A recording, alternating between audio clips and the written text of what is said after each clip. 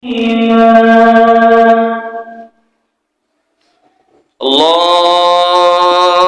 Akbar, Allahu Akbar, Allahu Akbar, Allahu Akbar, Allahu Akbar, Allahu Akbar, Allahu Akbar, Allahu Akbar, Allahu Akbar.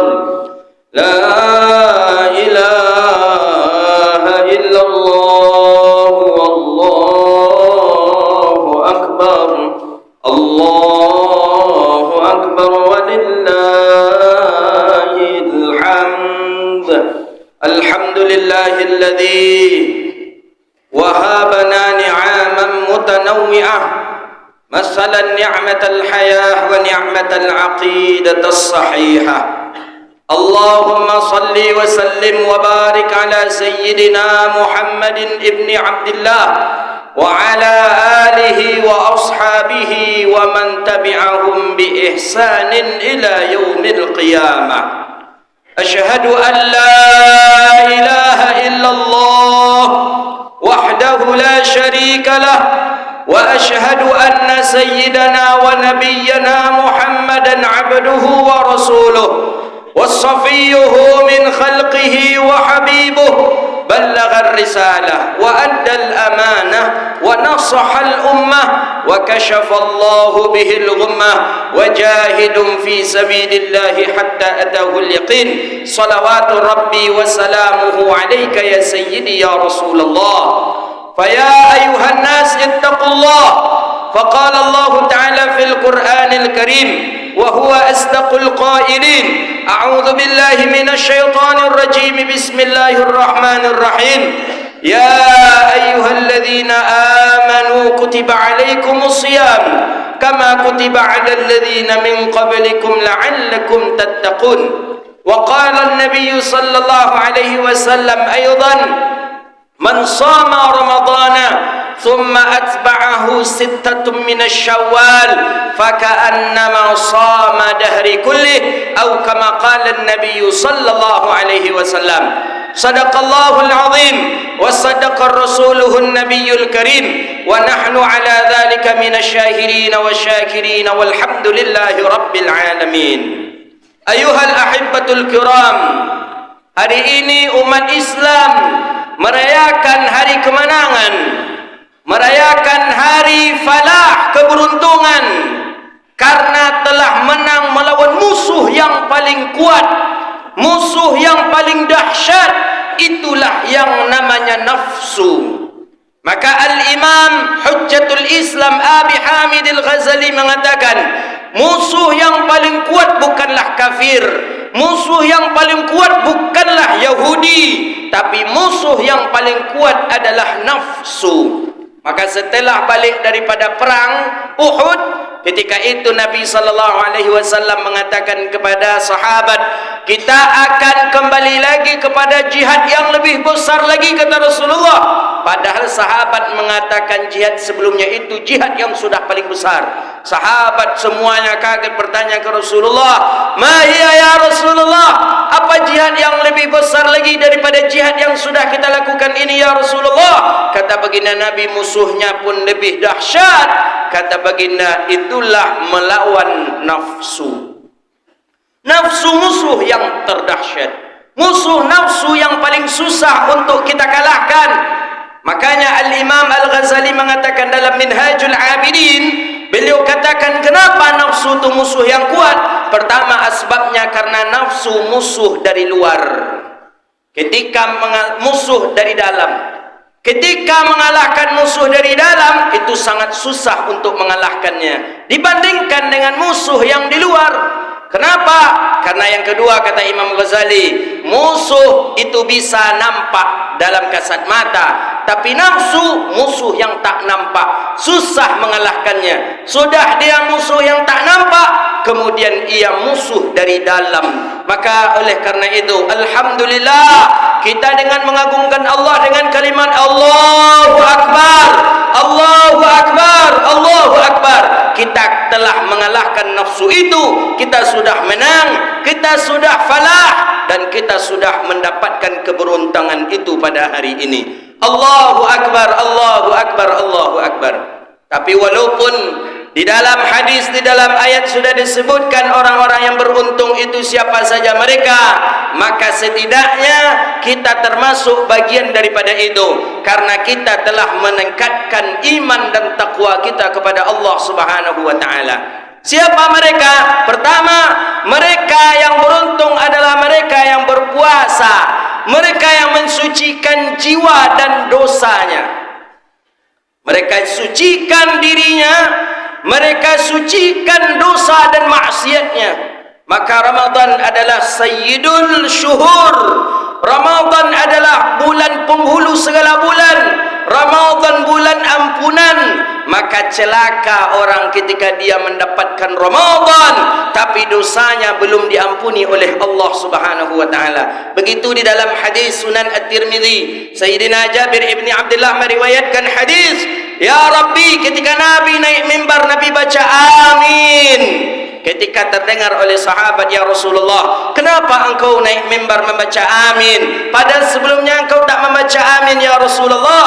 Jawaban Nabi, ketika aku tadi menaiki kakiku di tangga yang pertama mimbar, Jibril datang kepadaku membaca doa, kata Rasulullah. Apa doa Jibril? Syaqiyul abd idza adraka ramadhana falam yaghfir zanbah.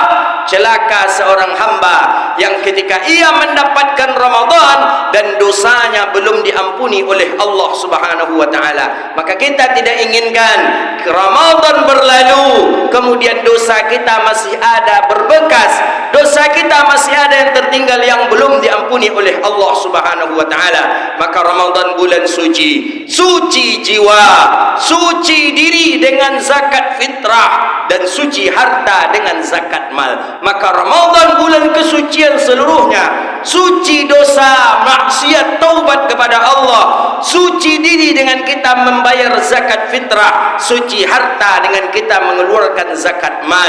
Maka orang yang melaksanakan seluruh perintah Allah dalam Ramadan, kawaladathu ummuhu, dia bersih, dia suci seperti anak yang baru dilahirkan oleh ibunya. Allahu Akbar, Allahu Akbar, Allahu Akbar.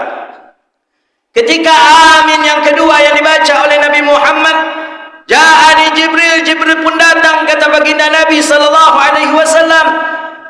Jibril berdoa. Apa doa Jibril? Syaqiyul abd, celaka seorang hamba, man idza adraka walidayhi wa lam yubirruhuma wa lam yadkhuluhumal jannah. Celaka seorang hamba yang ketika ia mendapati ibu bapaknya dalam keadaan hidup, tapi dia tidak bisa berbakti kepada ibu bapaknya. Maka orang ini takkan menang dia pada hari ini. Orang ini tidak akan mendapatkan keberuntungan pada hari ini ketika ia menyia-nyiakan ibu bapaknya. Ibu bapak wali yang paling keramat di dunia ini. Ibu bapak letaknya redha Allah padanya. Ibu bapak letak murka Allah pada ibu bapak. Ketika sukhtallah sukhtal walidain, Allah akan redha kepada seseorang itu jika ibu bapaknya redha. Allah akan murka kepada seorang itu ketika ibu bapaknya pun murka. Hadis sudah menjadikan pelajaran kepada kita. Siapa hendaknya Alqamah, sahabat yang taat, sahabat yang saleh. Bahkan Imam Dalilul Falihin Al-Syekh Ilan As-Sidqi Al-Adhari mengatakan dalam Riyadhus Salihin, syarah daripada Riyadhus Salihin, bahwa Alqamah rajulun salih. Alqamah ini laki-laki yang baik, laki-laki yang taat, tahajud tak pernah tinggal, duha tak pernah tinggal, sedekah banyak, haji dan umrah tiap tahun. Tapi ternyata Alqamah susah mengucapkan kalimat la ilaha illallah, berat. Ketika Alqamah sakratul maut, didatangi oleh Nabi, ditalkinkan oleh Nabi dengan kalimat tahlil la ilaha susah Alqamah mengucapkan la ilaha illallah, padahal orang saleh, tapi karena tersinggung wali yang paling keramat yaitu ibunya. Datang Nabi, kami katakan al-ummu Hashim, ibunya masih hidupkah? Kata Rasulullah, masih ya Rasulullah. Bawa aku ke tempat ibunya, kata baginda Nabi SAW. Alqamah sedang sakratul maut di rumahnya. Nabi pun mendatangi ibunya. Ya Umma Alqamah, ya ibu Alqamah. Ya Rasulullah, saya ya Rasulullah. Kata baginda Nabi, apa kesalahan Alqamah bu kepada engkau bu? Kata sang ibu, tidak ada ya Rasulullah. Ibu tetap membela sang anak. Alqamah rajulun salih, Alqamah itu laki-laki yang baik ya Rasulullah. Taat ibadahnya, sedekahnya banyak, hafal Quran banyak, ibadah kebaikan-kebaikan Alqamah. Alqamah ini laki-laki yang baik ya Rasulullah. Kata baginda Nabi, pasti ada sesuatu yang membuat hati ibu tersinggung bu. Kata Nabi kepada ibu Alqamah, mabaluku ya Rasulullah, ada apa ya Rasulullah? Ada apa yang terjadi pada Alqamah ya Rasulullah? Kata baginda Nabi, Alqamah sedang sakratul maut ya ibu. Kata Nabi, Alqamah sedang sakratul maut. Susah Alqamah mengucapkan kalimat la ilaha illallah. Biasanya Alqamah ni orang saleh, takkan mungkin ia lupa dan berat mengucapkan la ilaha illallah. Sang ibu pun menangis. Kata sang ibu, ya Rasulullah, dia pernah membuat aku tersinggung ya Rasulullah. Kapan bu? Kata baginda Nabi, ia membeli 2 helai baju, 2 pakaian, dan 2 pakaian itu untuk aku dan untuk istrinya, tapi ia menyuruh memilih terlebih dahulu akan istrinya. Di situ saja aku tersinggung ya Rasulullah. Aku sedih karena aku yang melahirkannya, aku yang membesarkannya. Kenapa dia memilih mendahulukan istrinya memilih baju itu dibandingkan aku ya Rasulullah? Bayangkan, cuman asbab itu saja tersinggung wali karamat, tersinggung ibu bapak kita, ternyata susah mengucapkan kalimat la ilaha illallah. Maka oleh karena itu, ibu bapak yang masih hidup, jadikan ia orang yang paling mulia di dunia ini. Allah katakan dalam Al-Quran, wa qadha rabbuka alla ta'budu illa iyyahu wa bil walidaini ihsana. Menyembah Allah, setelah itu berbuat baik kepada ibu bapa kita. Ayuhal ahibbatul kiram, ibu bapa adalah orang yang paling mulia. Bahkan dikatakan oleh para ahlul hukama, "Lau kana yajuzu ta'abbud siwallah la ta'abbadna ila walidai." Kalau seandainya boleh menyembah kepada selain daripada Allah, manusia akan diperintahkan untuk menyembah kepada ibu bapaknya. Maka oleh karena itu, yang masih hidup ibu bapak kita, cari keridhaannya, datangi dia. Bayangkan di dalam hadis Nabi katakan, man rafa'al yadayhi, dalam lubabul hadis, man rafa'al yadayhi ila abawai, siapa yang mengangkat suaranya, bukan suara saja, tangannya kepada ibu bapaknya, bukan ia pukul, sekadar mengangkat tangan saja kepada ibu bapa, kata baginda Nabi SAW, qata'ahu Allah yaumal qiyamah, dia akan Allah potong tangannya di yaumil qiyamah. Begitulah mulianya ibu bapa kita. Maka yang masih hidup ibu bapa datangi, yang sudah meninggal dunia ziarahi kuburnya, bacakan ayat-ayat Al-Quran, bacakan salawat Nabi, doakan, ya Allah ampuni dosa ibu bapa kami ya Allah, ampuni ya Allah, lapangkan kuburnya ya Allah. Kami bersaksi ibu bapa kami adalah orang yang baik, kumpulkanlah ibu bapa kami dengan orang-orang yang baik ya Allah. Doa dari sang anaklah yang akan diminta. Orang tua hari ini yang sudah meninggal dunia takkan minta harta, takkan minta sesuatu daripada kita, tapi dia akan minta doa kepada kita. Maka disebutkan oleh para ulama, salah satu doa yang tidak akan Allah kabulkan adalah doa yang di dalamnya tidak menyebut nama Nabi, kemudian tidak menyebut nama ibu bapaknya. Maksudnya, ia lupa mendoakan ibu bapaknya. Maka doakan ibu bapak kita, Rabbighfirli wa liwalidayya warhamhuma kama rabbayana shaghira. Apalagi di hari yang suci ini, dipenuh dengan kemuliaan ini, takbir berkumandang, pasti kita ingat dengan orang tua kita, pasti kita ingat dengan orang-orang tua kita yang telah lalu, yang telah berlahulu dan melewati kita.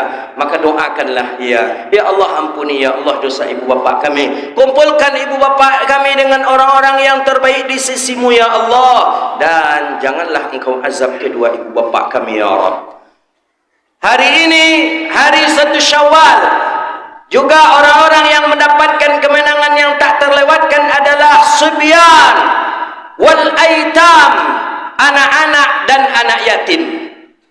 Hari ini adalah hari rayanya anak-anak, Miladus Sa'id, hari keberuntungan dan kesenangan bagi anak-anak. Maka jangan kita salah faham, anak-anak yang dapat THR, anak-anak yang dapat salam tempel daripada orang, bukan mengajarkan anak untuk mengemis, tidak. Syariat membolehkan itu. Kenapa? Hari ini adalah hari kesenangan mereka. Idkhalus surur, memasukkan rasa kesenangan kepada mereka, itu bagian daripada ibadah. Imam Ahmad ibn al-Hanbal, siapa yang tak kenal dengan Imam Ahmad? Ulama yang hafal hadisnya 1 juta hadis. Bahkan kitab hadis yang paling tebal di dunia hari ini adalah kitab beliau, Musnad Imam Ahmad bin Hanbal, murid Imam Syafi'i. Imam Ahmad bin Hanbal menyiapkan THR untuk anak-anak pada 1 Syawal, itu kira-kira 4.000 dinar, atau kita uangkan sekitar 2 miliar rupiah. Ini cukup sebagai dalil. Kita bukan mengajarkan anak-anak mengemis, tidak. Kita tidak mengajarkan anak meminta-minta, tidak. Tapi ini adalah hari kebahagiaan mereka. Ini adalah hari keberuntungan mereka. 1 kali dalam 1 tahun, tak ada masalahnya. Dengan itu mereka gembira. Dengan itu mereka takbir di masjid. Sebelumnya mereka meramaikan dengan tadarusnya. Maka alangkah eloknya jugalah kita untuk menghargai dan menghormati mereka. Wal aitam, anak yatim. Pandanglah mereka hari ini. Lihatlah mereka, anak-anak yatim. Wa ammal yatima fala taqhar. Anak-anak yatim jangan engkau bentak, kata Allah. Anak-anak yatim jangan engkau sia-siakan. Paku dunia aitam. Nabi katakan, ana ma'al yatim kamitsli hadza. Aku bersama anak yatim seperti ini, kata Rasulullah sallallahu alaihi wasallam. Anak yatim, orang yang bukan tidak ada bapak dan ibu, tapi kita kaum muslimin adalah bapaknya. Kita kaum muslimin adalah ayahnya. Ketika anak kita bawa ke mall untuk berbelanja, jangan lupakan anak yatim sebelah rumah kita. Jangan sampai kita sia-siakan anak yatim di lingkungan kita.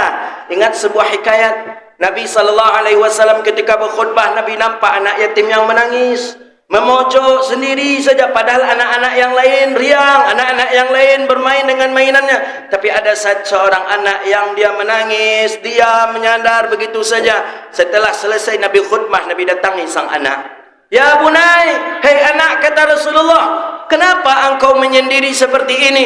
Kenapa engkau tidak menghibur diri seperti teman-temanmu? Mereka bermain dengan mainannya, mereka menyenangkan diri mereka. Kenapa? Ada apa dengan engkau, nak? Kata baginda Nabi kepada anak. Anak tadi menjawab, ya Rasulullah, anna abi qad tufiya.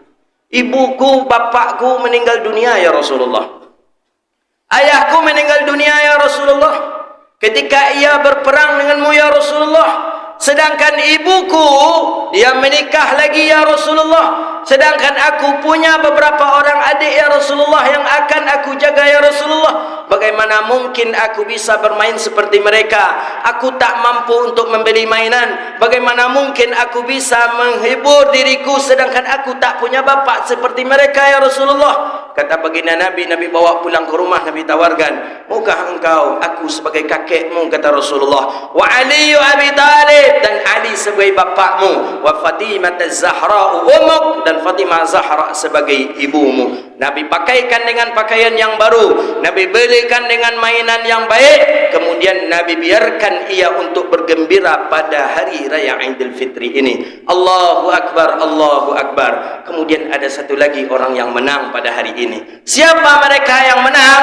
Kata Nabi kita sallallahu alaihi wasallam, man shama ramadhana thumma atba'ahu sittatun minasy-syawwal faka'annama shama dahri kullih. Ternyata kita dalam syariat tidak boleh pula langsung melepaskan nafsu begitu saja. Syariat masih ada menganjurkan kita untuk puasa 6 hari di bulan Syawal. Man shama ramadhana, siapa dia yang puasa saat di bulan Ramadan, kemudian ia lanjutkan 6 hari di bulan Syawal, maka ia sama dengan berpuasa selama 1 tahun, kata Rasulullah sallallahu alaihi wasallam. Memang ini hukumnya sunnah, tapi bagi kita yang mampu lebih elok kita mengambilnya, karena kalau seandainya ada usia yang lebih panjang, mampu saja kita melaksanakan 6 hari di bulan Syawal ini setiap tahunnya, maka seakan-akan kita sedang orang yang melaksanakan puasa selama seumur hidup. Allahu Akbar, Allahu Akbar, Allahu Akbar. Kata ahli hukama, laisal 'id liman labisal jadid, walakinnal 'id liman ta'atuhu tazid. Hari raya itu bukanlah bagi orang yang berpakaian baru, bukan juga bagi orang yang memakai sendal baru, peci baru, sarung baru. Walakinnal 'id liman ta'atuhu tazid. Tapi hari raya itu bagi orang yang bertambah ketakwaannya. Mudah-mudahan kita termasuk orang-orang yang Allah janjikan dengan la'allakum tattaqun. Mudah-mudahan kita menjadi orang yang bertakwa. Aqulu qawli hadza astaghfirullah li wa lakum. Allahumma shalli ala sayyidina wa maulana Muhammad wa ala alihi wa sahbihi ajma'in.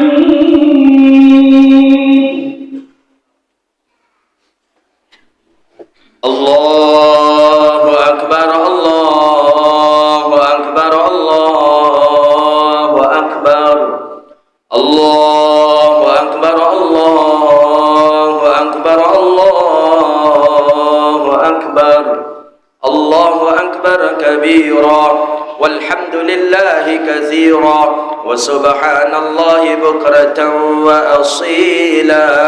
لا إله إلا الله وحده صدق وعده ونصر عبده وأعز جنده وحزم الأحزاب وحده. لا إله إلا الله والله أكبر، الله أكبر ولله الحمد.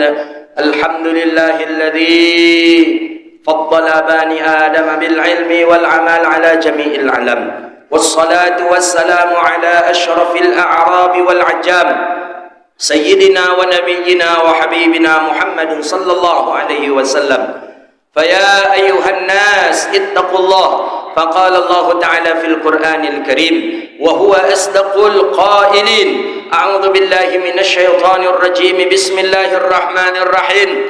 يا أيها الذين آمنوا اتقوا الله حق تقاته ولا تموتن إلا وأنتم مسلمون. اللهم صل على سيدنا محمد وعلى آل سيدنا محمد كما صليت وسلمت وباركت على سيدنا إبراهيم وعلى آل سيدنا إبراهيم، وبارك على سيدنا محمد وعلى آل سيدنا محمد كما باركت على سيدنا إبراهيم وعلى آل سيدنا إبراهيم في العالمين إنك حميد مجيد. اللهم اغفر للمؤمنين والمؤمنات والمسلمين والمسلمات في البر والبحر الأحياء منهم والأموات. اللهم اجعل بلدنا بلدة طيبة ورب غفور. اللهم أعز الإسلام والمسلمين. اللهم انصر إخواننا المسلمين في فلسطين. اللهم انصر إخواننا المسلمين في غزة. اللهم حرر مسجد الأقصى من اليهود يا رب العالمين. اللهم ألف قلوبنا كما ألفت بين المهاجرين والأنصار. اللهم انصر من نصر الدين واخذل من خذل المسلمين، واهلك الكفرة والمبتدعة والرافضة والإرهابية والمشركين، ودمر أعدائك أعداء الدين، وألف بين قلوب المسلمين. ربنا آتنا في الدنيا حسنة وفي الآخرة حسنة وقنا عذاب النار. عباد الله، إن الله يأمر بالعدل والإحسان وإيتاء ذي القربى وينهى عن الفحشاء والبغي يعظكم لعلكم تذكرون. فاسألوا الله يعطيكم ولذكر الله أكبر. السلام عليكم ورحمة الله وبركاته.